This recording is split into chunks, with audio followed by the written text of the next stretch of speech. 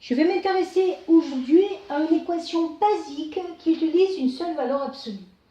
Donc ce qu'on va faire, c'est qu'on va se rappeler donc la valeur absolue de A, elle est égale à A si A est positif, et elle est égale à moins A si A est négatif. Ce qui veut dire concrètement que la valeur absolue est toujours positive. Parce que si A est positif, c'est bien positif. Si A est négatif, moins A sera positif. Donc ça, il ne faut pas l'oublier. Donc l'image d'une fonction valeur absolue sera toujours positive.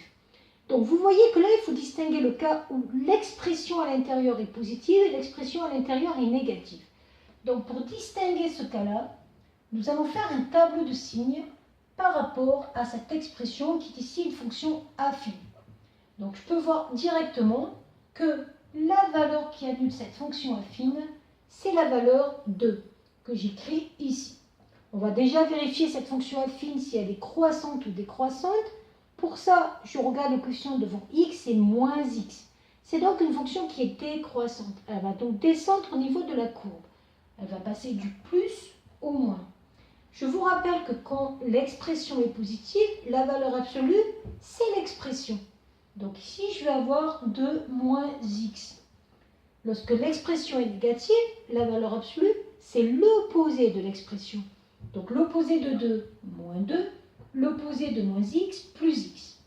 Donc là, on a vu que si x était dans l'intervalle moins l'infini de cette valeur absolue est égale à 2 moins x, et si x appartient à l'intervalle 2 plus l'infini, cette valeur absolue est égale à moins 2 plus x. Et donc, pour résoudre cette équation, on va exactement faire pareil, c'est-à-dire qu'on va se placer sur les deux intervalles. Donc, moins l'infini, 2, on va donc avoir 2 moins x égale 4. Pour résoudre cette équation, on fait passer le moins x ici et le 4 ici. Ça me donne 6 égale x. On vérifie si le nombre qu'on trouve, pardon, ça ne fait pas 6 puisque quand on fait passer le 4, ça devient moins 4.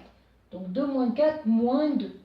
On vérifie que le nombre qu'on trouve est bien dans l'intervalle. C'est le cas. Moins 2 est bien dans l'intervalle moins l'infini 2. Si on se place sur l'intervalle 2 plus l'infini, j'ai maintenant moins 2 plus x égale 4. Je vais donc faire passer le moins 2 ici. Moins 2, ça devient plus 2. Ça me donne 6. Je vérifie que le 6 est bien dans l'intervalle. Donc en gros, je vais avoir deux solutions. Mais ça, on pouvait s'en douter par rapport au graphique. Alors, ces valeurs absolues, quand on fait la représentation graphique, elles sont représentées par deux demi-droites. Alors ces deux demi-droites, elles sont définies à partir des expressions que vous avez trouvées en enlevant les valeurs absolues. Donc je vois déjà que la valeur charnière ici, c'est 2. Donc 2 ici. Ma courbe va déjà passer par ce point-là d'abscisse 2 et d'ordonnée 0. À droite de 2, mon expression, c'est moins 2 plus x. Donc par exemple, je peux faire l'image avec 3. Moins 2 plus 3, 1. Ça veut dire que pour la valeur 3, l'image, c'est 1. Je vais donc avoir une partie de courbe ici. Par rapport à cette équation, ça sera y égale moins 2 plus x. De l'autre côté, ça sera toujours symétrique. On le voit facilement.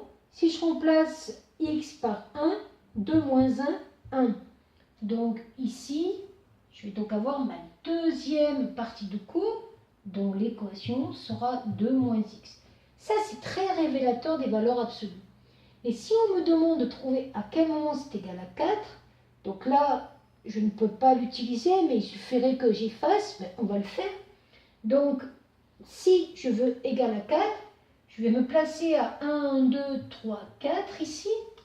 Je vais positionner une droite d'équation y égale 4 et je vais voir que cette droite, elle coupe en deux points, ici, ici. Et si mon graphique est bien fait, le premier point, il sera en moins 2 et le deuxième point, il sera en Voilà.